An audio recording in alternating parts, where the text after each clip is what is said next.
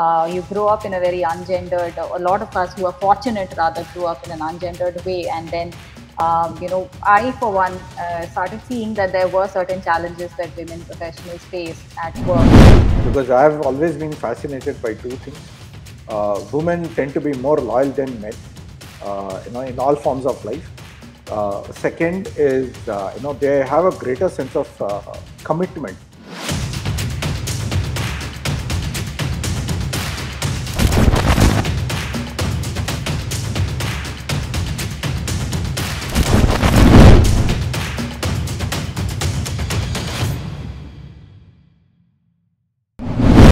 Hi, everyone.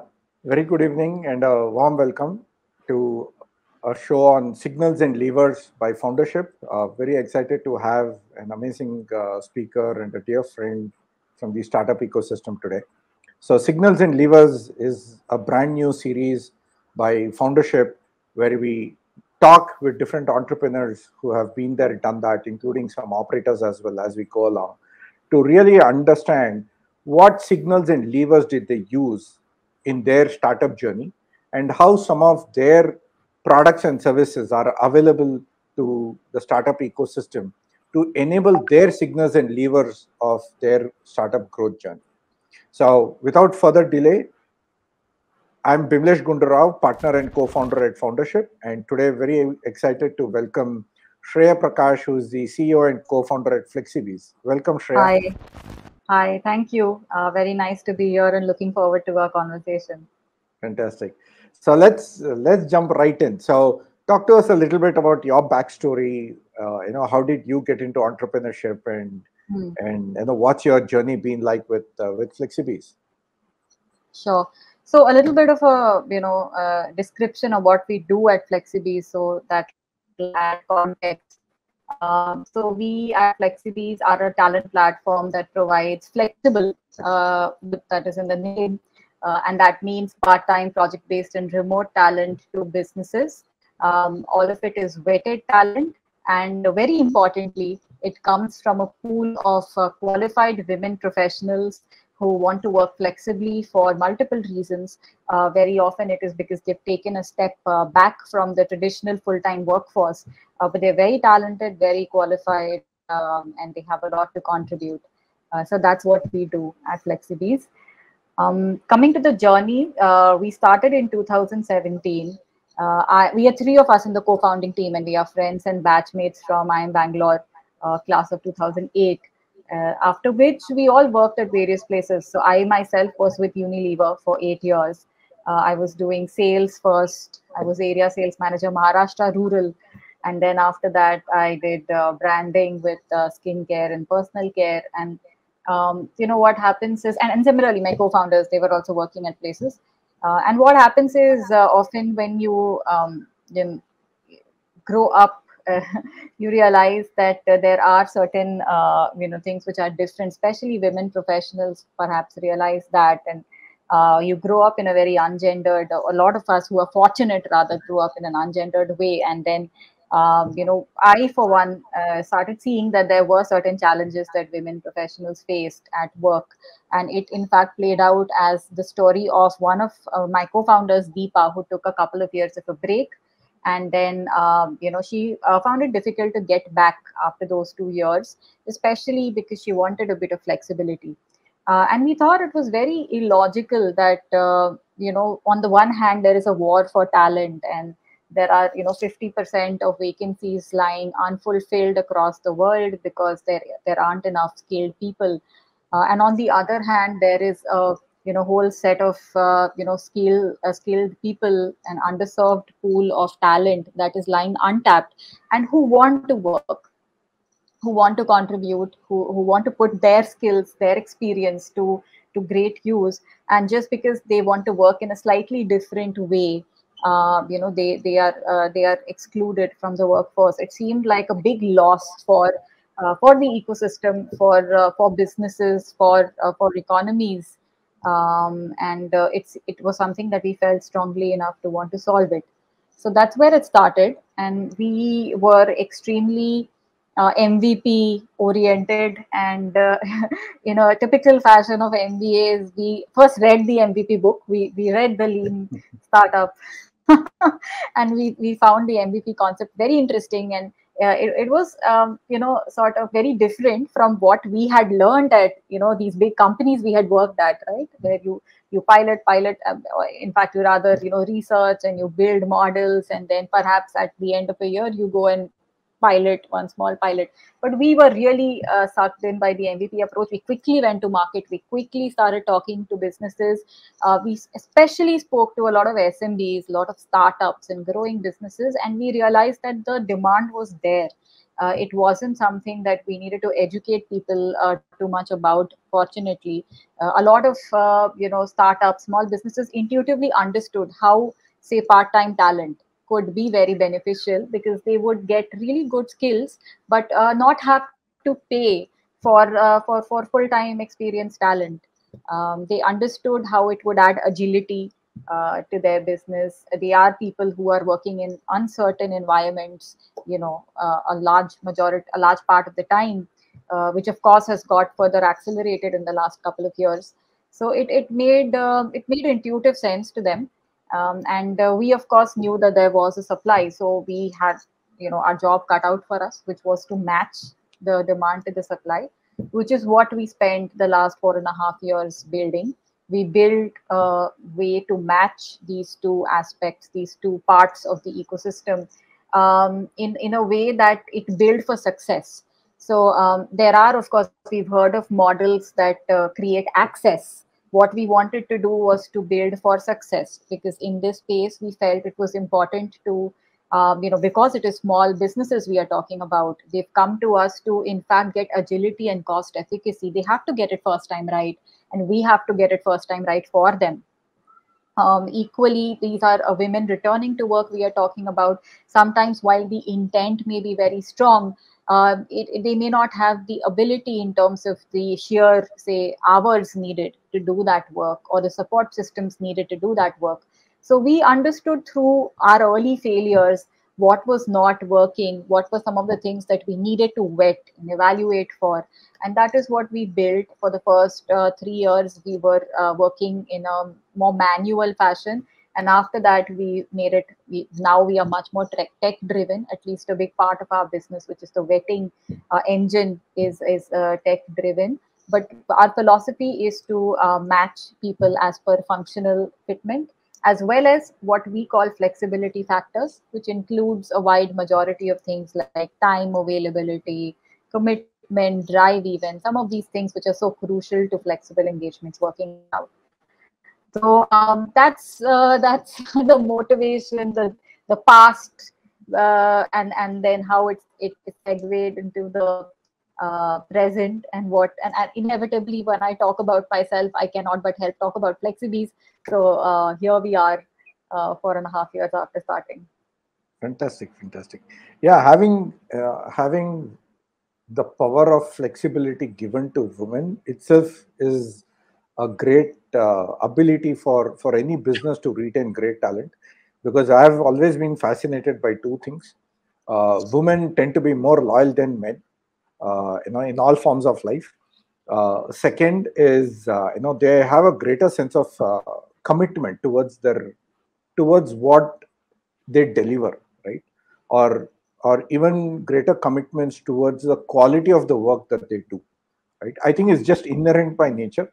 I remember, in 2013 when I started out, my first key developer that I hired outside of a network was a woman developer through Facebook, right? I gave a shout out ad on Facebook, and the first person to respond was a woman developer. She had taken a break and she was looking to come back.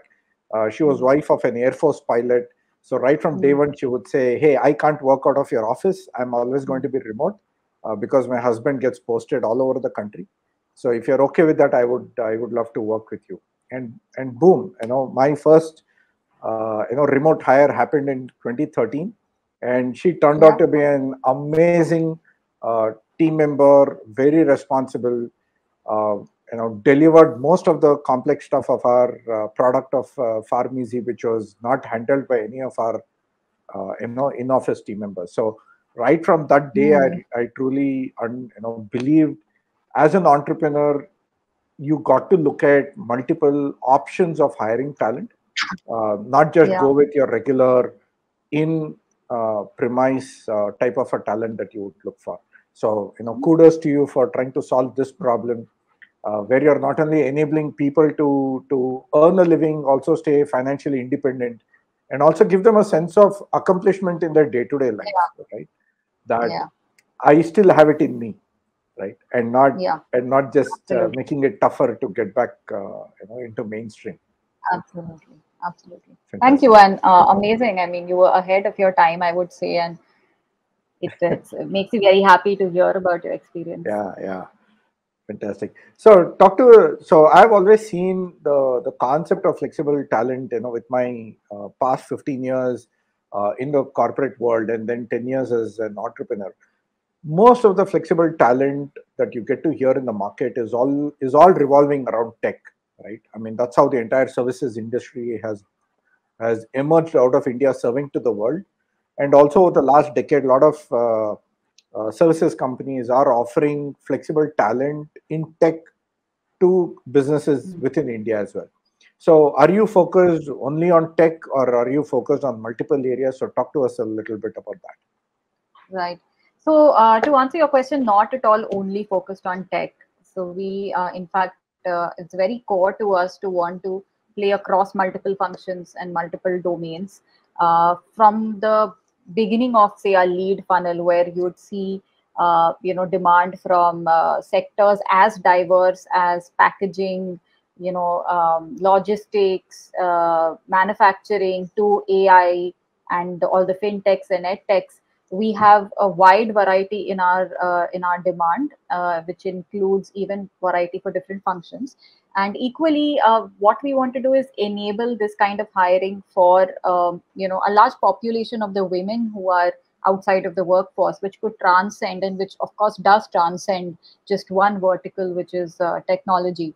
We want to our grand vision is to make is to change the way work happens, is to just make flexibility more normalized. And we think that, in fact, I personally think that we've all encountered it, and we've all worked in flexible ways at some points of time in our careers. For example, when I was with Unilever, I was working with a team that was cross continental. There were spread out across 6 countries, and of course there was it was a remote team. Equally, when we do general management jobs, we always allocate time to different mini jobs that we have within the larger set of jobs that we do. In sales, my team was sitting in different parts of Maharashtra, and of course, I mean, I there was no way and no need for me to monitor them constantly. There were mechanisms to do that. So I think we've all done remote and flexible work, but it needed a bit of a mindset shift. So yes, we are coming back to the functions and roles. We want to enable flexibility across all kinds of functions and roles, and that's what we've done. For us, in fact, I would say business roles is our bigger segment, which includes functions like sales, marketing, finance, HR. There is, of course, technology also. And we've in fact placed people across the gamut, from accountants to investment bankers, from people who are doing first level meeting setup calls to people who are into strategy, from SEO specialists to core positioning and branding, hardcore traditional marketing folks. So any and every job that has a bit of a knowledge component in it, that it's a white collar desk job, we believe it can be made flexible, and that's what we've done. And that is why our target audience starting out was SMBs, because for them it wasn't just about hiring somebody's skills a gig. It wasn't just about designing a logo, or writing for them. It wasn't about a coding gig, which often also tend to be gigs more than ongoing roles. So our audience wanted to hire our talent pool in the same way that you would hire, say, an employee, but just for fewer hours, with remote baked in a very prominent way. And some, most often the arrangements would also be contractual, because that would also give a lot of agility to the company.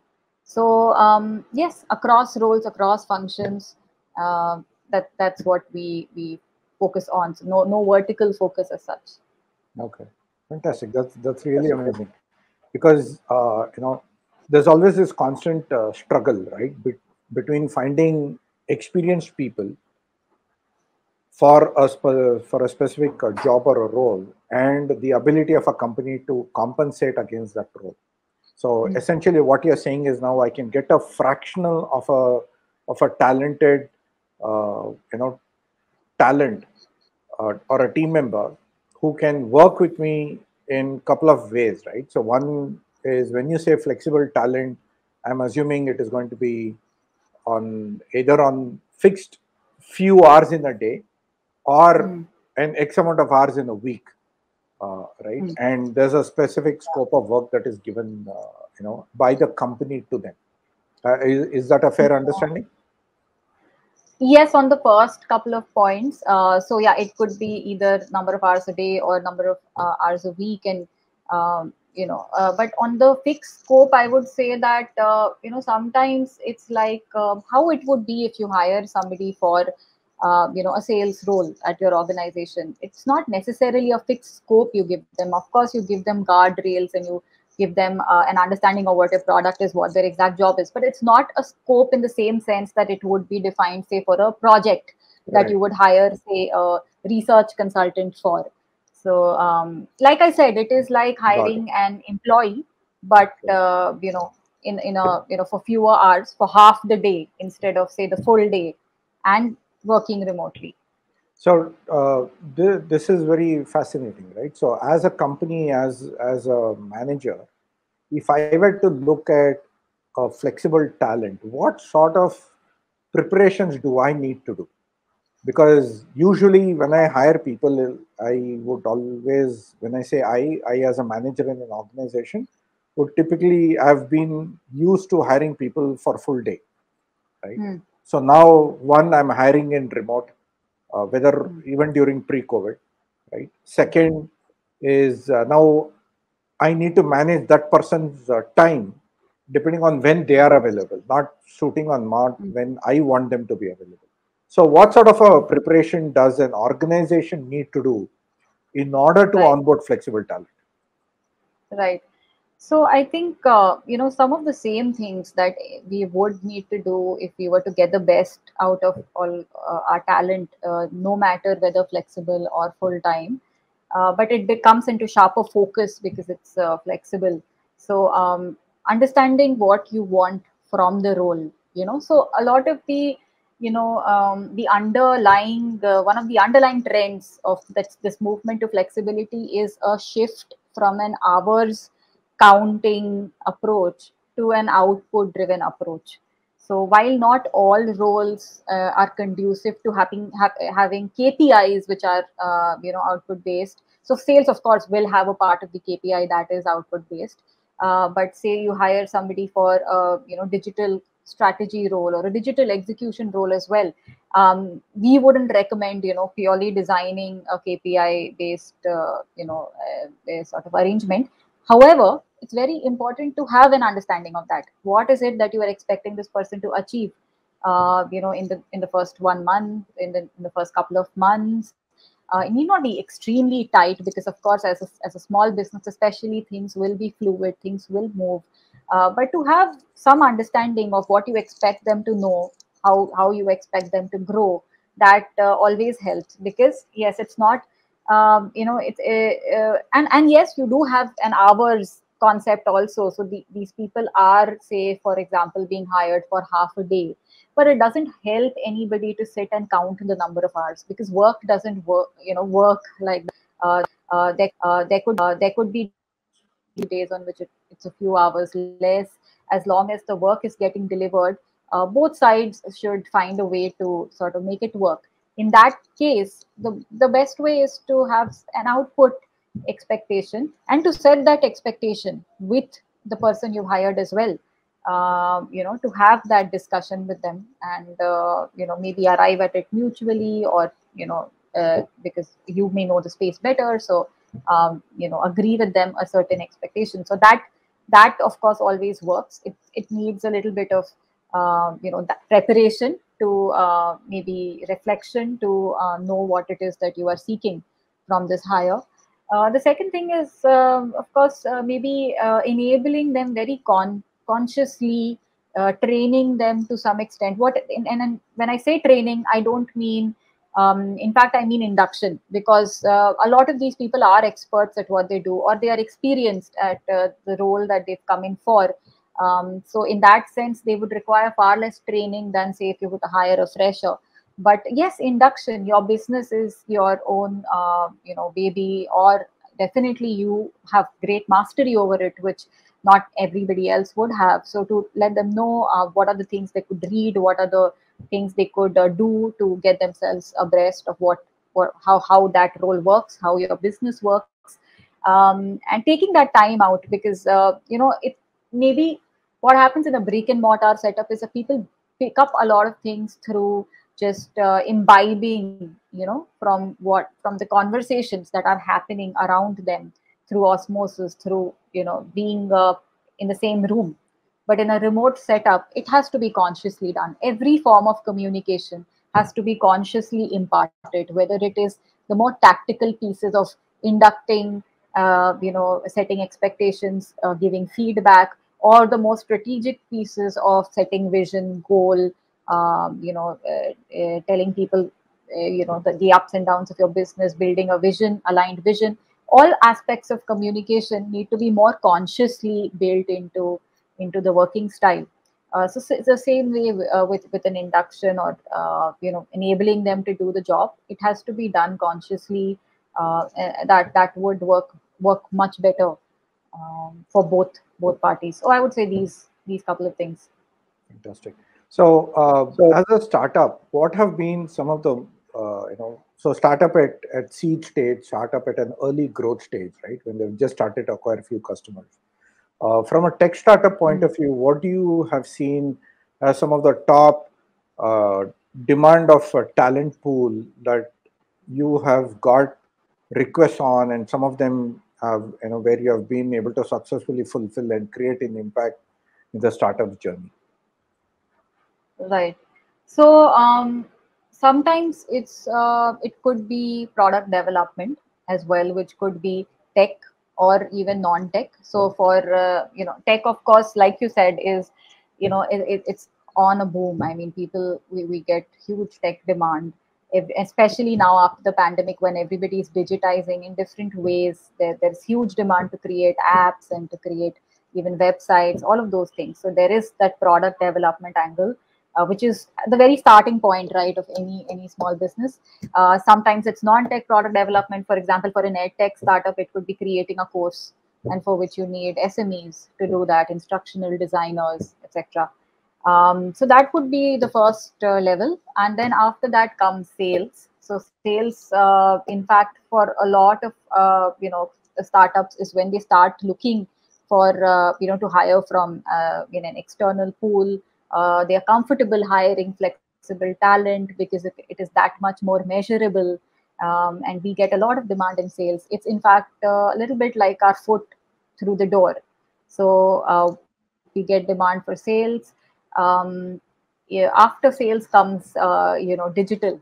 So once the first few leads come from, say, the founder's own environment, and you first do them yourself as a founder, then you start getting in somebody else to do it along with you, and then you feel the need to generate a wider set of leads.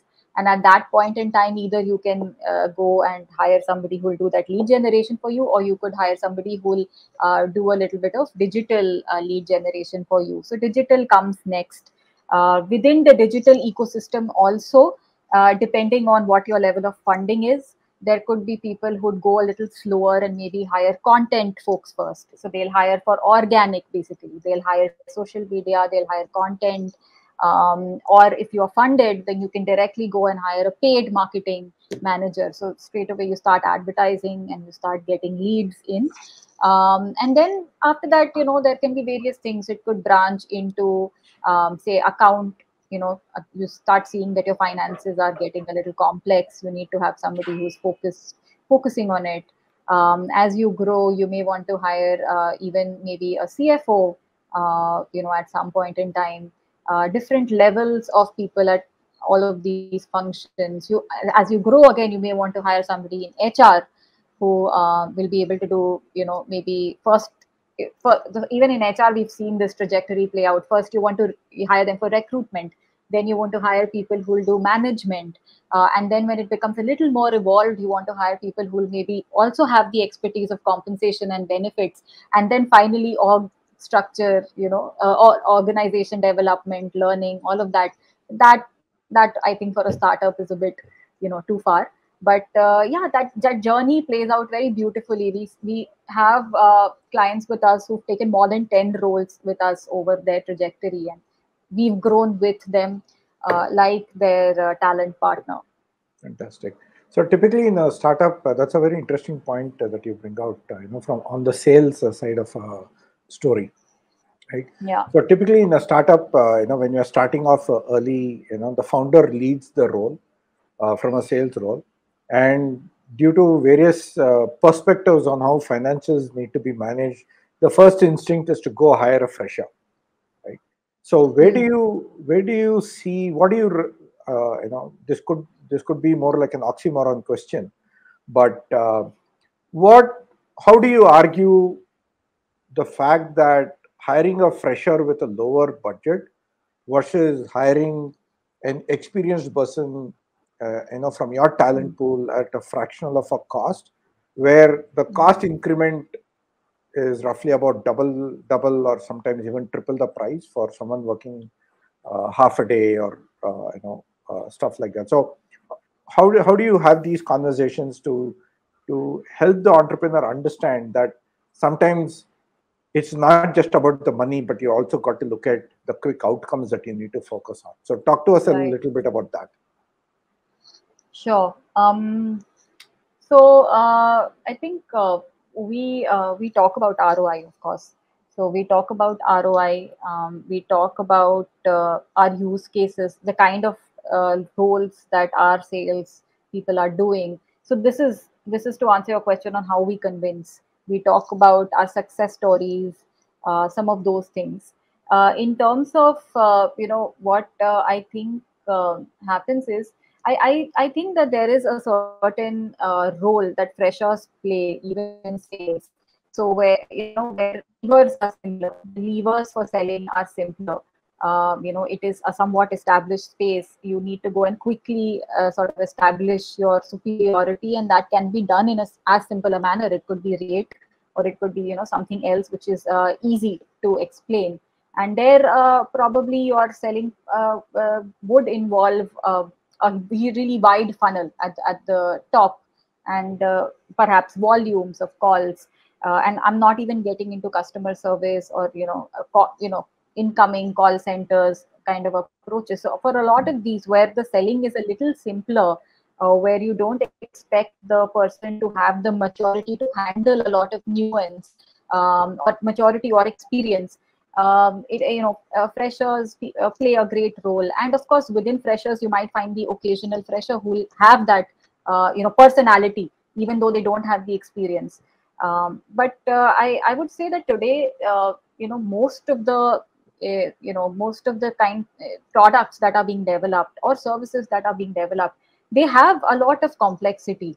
They are whether we talk about tech products, which they are, it's concept selling. Basically, you need to explain to someone why they should not use something which is low tech or something that is legacy for them, and change over to your product that you have created. It requires the salesperson to be able to help them imagine, to ask the right questions that helps them discover for themselves how they could benefit, also then know these benefits, and be able to talk to them about it. Sometimes the audiences are more mature, so we've had people who want to sell to corporate audiences. It requires a certain experience, because corporate selling is tough. You need to understand who the decision maker is, who the gatekeeper is, some of those things, right, which come with experience.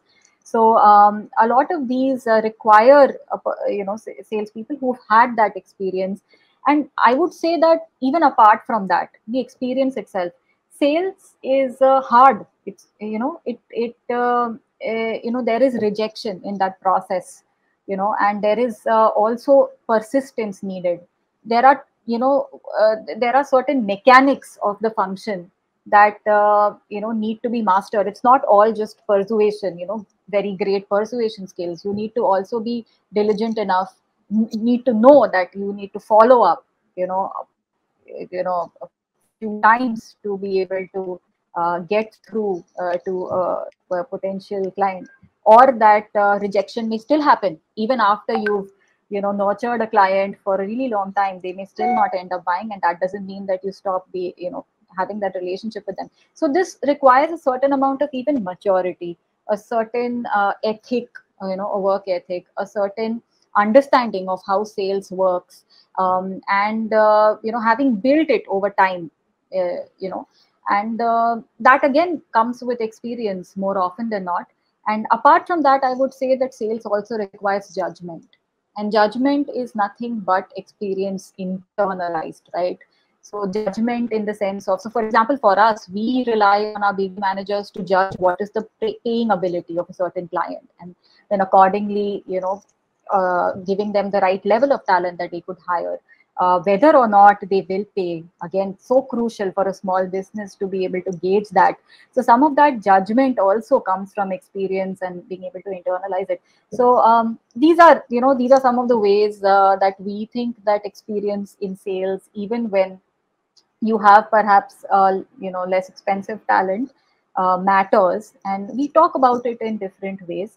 And having said all of this, I would still say that a fresher and somebody from a fresher that you would hire for full time and somebody that you would hire part time, especially if you're comparing the fixed component, may still be comparable. But yes, of course, if you're looking at the sheer number of hours, then it may feel like experienced talent is expensive. But you look at the ROI, you look at what they are able to bring to the table, which is the right way to anyway evaluate any talent. Fantastic, fantastic, cool. So, how big is your pool? So, how many women workforce have you been able to impact? What's your size of pool today, and how do you go about this vetting process? Because it does seem to be very humongous when you have to think about it, because you're spreading your gamut across several business functions. So talk to us about your impact, the number of people that you have in your pool, and how do you vet them? Right. So we have at this point, I think, 33,000 women in our pool, Wow. growing very quickly. Most of them are, in fact, postgraduates. Definitely, most of them are on average around 7 years of experience. It could range from, say, 1 or 2 years to 20 years even, and across function sectors and all of that. In terms of how we do the vetting, so yeah, it's a multi-step process. It involves some interviews, some assignments, something that we've developed ourselves, which gauges the flexibility factors, like I said. So yeah, we do all of those things. It is at least when we didn't have that tech, it was humongous. It was a cost for sure. But like I said, I mean, we thought it needed to be built for success, because the space has seen failures, and it's the easiest thing in the world to say that a woman or a mother returning to work will not have the same commitment or will not have the time. A single failure can have a much wider impact than, say, with any other talent that you would hire. And so we wanted to make sure that we are building for success, along with what I said about the business, because the business also cannot afford this, cannot afford the time and cost to rehire all the time. So yeah, it was a cost. Now we have with technology that's become easier. But yeah, we stay committed to wanting to help businesses find the right match. It may not be that the same person is the best match, say for business A for the same or similar kind of function as they would be for business B. So it's important that the match is correct, and we spend a lot of time understanding the requirement well in that case. And over the years, we have standardized it. So we've now, iterated so much on each role that we know exactly what to ask for each of these roles. So it's pretty standardized, and that helps us manage the complexity of different roles and functions. Fantastic, fantastic. Amazing, Shreya. Kudos, to kind of build an impact system for about 33,000 plus women. That means you're impacting, a minimum into three, of the population. Kudos to you and to your team. So as we come towards the last part of the segment, so how much of this flexible talent do you guys internally leverage? Where the adage goes, how much of you eat your own dog food, and what's the kind of vision for FlexiBees? We completely dog food. Yeah. Yeah, no, thanks for asking. I think this is my favorite answer, actually, the one on our own team. So we completely dog food. We entirely hire from our own pool. So every single person that we've hired has been from our own pool. It's all women, because our pool is all women, and they are most of them mothers. Most of them are returning to work after a break, and most of them work part time as well. And all of us work remotely, and we've been working remotely since day one, from before it became fashionable. Yeah, and a way of life. We've been working remotely from day one. In fact, my our co-founding team is remote. So my co-founders are in Singapore. I'm in Mumbai, and all around 40 of us work from different cities, and in fact even countries. So, and you know what, it gives us, of course, the same benefits that it gives our clients and what we promise to our clients. Fantastic. Additionally it gives us a very committed team, because they are building something which they resonate deeply with. So as far as talent hiring is concerned, we will continue to hire the same way. And the vision, yes, the vision is huge. 33,000 is a mere scratching of the surface. This problem, and both ways, is global. There are millions of women who drop out of the full-time workforce across the world. There aren't great solutions even in the developed economies. As long as there will be one partner in a family unit who's doing most of the care responsibilities, there will continue to be this kind of a balancing act that will need to play out between the professional and the personal. And most times there is no avenue to balance. So women end up completely leaving that part of their lives behind them. So this is a global problem. We want to impact 150 million plus women across the globe eventually, and enable flexible careers for them. Increasingly, flexibility is also becoming, something that the youth is aspiring to. Younger folks are aspiring to, for different reasons, which is of course a very encouraging trend, because it changes, again, it changes the way work has been seen by everyone, because today it's not enough to sort of give people only exciting work. You need to also respect their boundaries. You need to perhaps allow them to be their full human individuals at work as well. And people have a lot of interests, people have a lot of passions that they want to pursue. So yeah, it's something that we are seeing as an emerging trend even amongst the young folks who are entering the workforce. We want to continue to be, playing with the women segment for the foreseeable future, because that's where we see the big problem, which is of not having those opportunities, once they've taken on that care responsibility role. On the business end, I mean, 100 startup hubs across the world that are, emerging. Today, especially after the pandemic, businesses across the world are very, very open to hiring remote talent. A lot of them are in talent tight markets, in labor tight markets, and they absolutely eagerly welcome the idea of being able to hire good talent, which is perhaps not in their geographical vicinity, maybe from another country, and we are very open to that. And equally, an unfortunate reality of the pandemic is also that bottom lines are tight. So then it helps to hire more flexibly. And on the positive end, people have understood, or other businesses have understood, the importance of constantly experimenting, constantly MVP with new models, with new consumer, audiences, with new, maybe products or modes of delivery. So a lot more focus on experimentation, even with larger organizations today. Again, that leans into flexible hiring. So yeah, our vision is huge. We want to grow quickly, and we want to impact as many women as we can in the next 5 years. Fantastic, fantastic. Well, this has been wonderful conversation, Shreya. Thank you so much for being in today. Very fascinated with what My you have pleasure. built, and where you are right now, and aspirations to where you want to go.